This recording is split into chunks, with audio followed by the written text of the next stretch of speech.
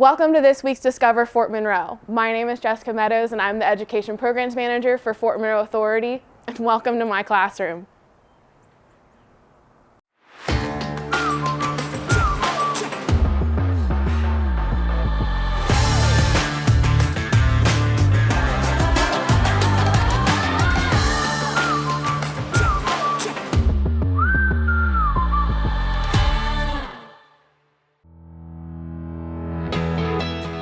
We have different education programs that are based around the different parts of the history here at Fort Monroe. So you have for elementary learners or for our homeschoolers, we have a broad kind of learning of the life here at Fort Monroe going back from the 1600s all the way up to today. We have programs that are based around the idea of freedom. One of our biggest programs is the What is Freedom program, looking at individual experiences here at Fort Monroe with that ideals of freedom and what it meant to the different peoples that were either here before English settlement, like the indigenous, like the Kickatin, or the first Africans that were brought here in 1619 to Virginia, or individuals that would serve here, and you would have different moments in time for them that may not be our idea of freedom that we have today. But all the programs are designed to immerse everyone in the history here and take you out of the classroom. It's all about place-based learning. So place-based learning is the idea in education that your instruction is in the environment that the students are in. So using their local history or local communities and cultures to explain what they're learning.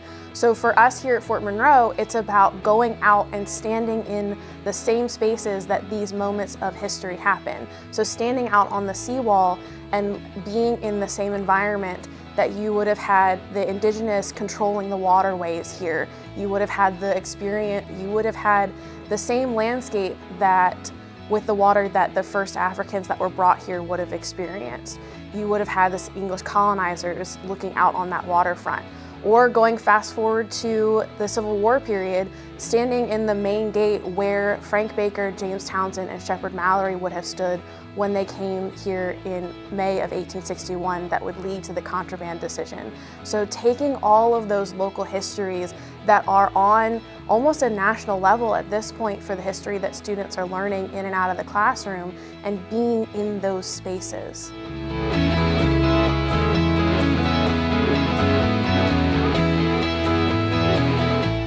One of the amazing things about teaching in this environment is that you also have primary source documents that we have from our archives or related documents from other archives that the students are able to read and interact with, and we question and have this Socratic method of teaching where how can I understand what someone during this time period was doing without understanding their perspective, and having the archives is a great piece to that, but also having objects. So working with reproduction artifacts out on the landscape and taking things that would have come from the ground that our archaeologist Paul might have dug up or someone might have had along the way, and utilizing those in those discussions in those spaces. One of the very first programs that I did was a third grade program, and my background is that I mostly taught high schoolers when I was teaching in the classroom, and so working with little ones was definitely a kind of major transition.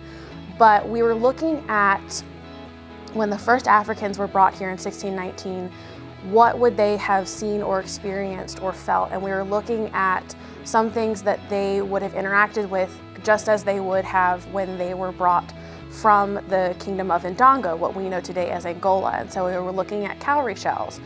And a student was so excited about the fact that they knew exactly what it was because they could still see it today in popular culture. We see the cowrie shells still, sometimes you see them referred to as puka shells, but you see them still in ornate jewelry or in decoration. And so having that light bulb moment in a third grader was really exceptional and really made it so that it connected everything on a bigger plane than what the student was just learning in the classroom. Another example I would say was with an adult learning group and with a military group. So I teach a quarterly class with the Warrant Officers. The Warrant Officers Corps was started here at Fort Monroe in 1918. And In that class, you have officers that are learning and going through the courses to become warrant officers, and one of them was really excited to learn the history that had taken place here, but it was something that he could take back with him and apply to his own aviation position in the military. One of the amazing things I think that has really happened as time has gone on through education is that we have virtual education. So we're able to reach a national and international audience with the virtual education studio. So we're able to do Zoom, Google Meets, Teams, whatever any teacher or learning group is using to be able to reach them in their own classroom or workspace or environment. And they're still able to see the same primary sources that we can bring up and zoom in and really look at the writing. And they're still able to see the reproduction artifacts because of this technology. And even though they can't physically feel them, they can still experience it. And utilizing things like drone footage so people actually can see how large this space is. We're talking about almost 600 acres here of history that they can still experience with the virtual sphere. I'm able to fully communicate with the students and ask questions. And it may be that they get a worksheet to go along with it that they're doing in the classroom. Or maybe it might be that you have a teacher that if I send something ahead of time that says, hey, here's some of the reproduction artifacts that we're using, if you happen to have something similar, you can integrate it as well. But also just hearing from the students what they think about some of these artifacts, that it may be something they're very familiar with, or it may be something that they've never seen before, but allowing them the space to really understand that these are real things that they can still see. They may not be essentially from the full time period, although I'm able to use some artifacts that are, but they're still able to immerse themselves and have that discussion of what am I looking at? Can I still find it somewhere else? Or is it something that I can only see pictures of, or I can also do my own research for? But making sure that they have that autonomy and agency that they can continue to go after those types of things on their own.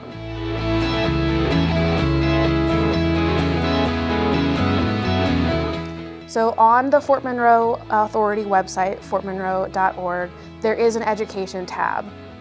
And in there has all the information about some of our programs for education. They're 2-hour education tours if you come here on site, and it'll have my email that you can email me to book a program. Or in the virtual sphere, we are on a platform called CILC, the Center for Interactive Learning and Collaboration. And CILC.org, you can go in and you can book a virtual program from anywhere, and I can come into the classroom. But you can also reach out to me that if you can't come, if a teacher or a group can't physically come to the fort, but they are local enough, I can come to them. I have the ability to do outreach and bring some of the amazing things that we're working with here to students in the classroom. But it's just a matter of reaching out. Just email me, or you can call Fort Monroe and get to my extension, and I'd be happy to talk to anybody. Jess is one of the great employees here that makes it such a pleasure to learn about Fort Monroe. Thank you for joining me this week as we join Jessica, our Education Program Manager, and learning more about what she does here at Fort Monroe. Her work bringing the history of Fort Monroe to the school systems in our nation is a testament to strengthening education.